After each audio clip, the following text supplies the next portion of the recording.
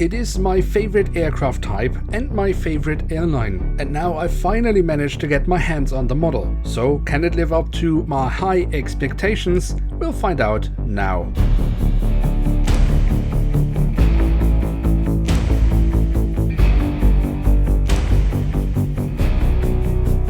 And with that, welcome to a new episode of Review, where we today will take a closer look at an AVRO RJ100 of Swiss International Airlines.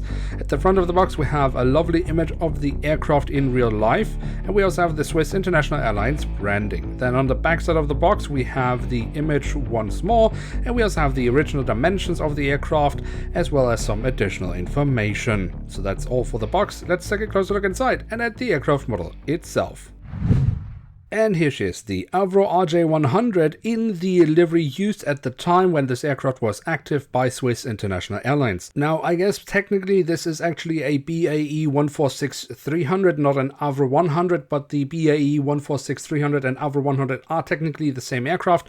The AVRO 100 just has some few minor aerodynamic upgrades, but nothing really that matters. And for simplicity, I will just call it the AVRO 100. Now, with that detail out of the way, let's take a closer look at the aircraft model itself, and we start off with the tail section, where we on the vertical stabilizer find the brilliant Swiss International Airlines branding. On top of the vertical stabilizer, we then have the horizontal stabilizer, which also has some nice detailing.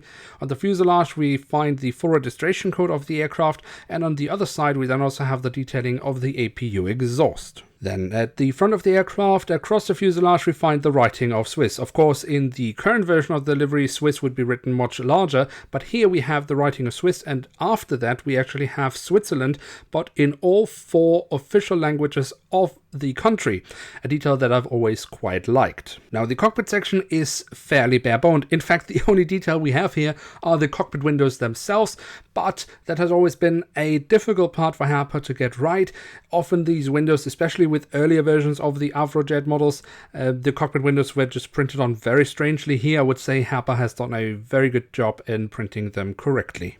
Then we of course have the engine nacelles, which have been kept in all white, just as most of the fuselage, but they do carry the Swiss International Airlines branding very nicely. Of course, we have 4 engines in total, which is why the aircraft got the nickname Jumbolino, a little jumbo. If we look into the engines from the front, we will get a little bit disappointed because we don't have any details there. No engine fan blades or anything else like that.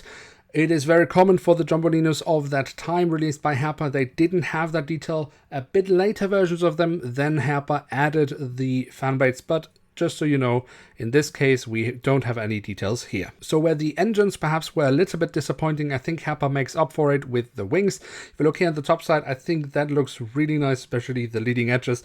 And also the underside I think looks fairly decent, where we then find the full registration code of the aircraft once again. When we then come to the landing gear, of course, if we judge it from today's standard, we would maybe wish for a few more details. It is fairly simplistic, but overall I think it is a rather decent attempt, especially for the time period, and also because the aircraft model is really tiny. The AVROJet wasn't a really big aircraft in real life, and especially not in scale 500. And then last but not least, I'm happy to say that this aircraft also had the doors to the cargo compartments printed on. It should be a given, but at the time period, not all AVRO models actually had that detail printed on. In this case, we have it. So what can we say about this aircraft model? Well, I mean, I'm obviously completely in love, but I will try to do my best to give you at least a halfway objective summary of the model. When we look at the aircraft model from the period it was released, this would actually have been a fairly decent one. Especially the detail of the cockpit windows being printed on in the right position. That's a huge one because that was a detail Herpa was struggling with quite a lot on the AVRO model. Of course, from today's standard, it is very disappointing that we don't have the engine fan blades. But again, we have to judge it from the time period it comes from, and for that it is actually rather good. The print quality is excellent, and we do, for example, also have the cargo doors, which not all AVROJets at that time had. If you like the AVROJet as much as I do, if you like Swiss International Airlines, then I'd say this is absolutely an aircraft worth having in one's collection. And with that, we have reached the end of today's episode. If you have enjoyed it just as much as I have, then feel free to leave a like. That would be very much appreciated. And of course, if you are new around here, why not hit subscribe? That would be absolutely awesome. With that, I'd like to say thank you so much for watching. Hope to see you soon again. I'm checking out, and bye.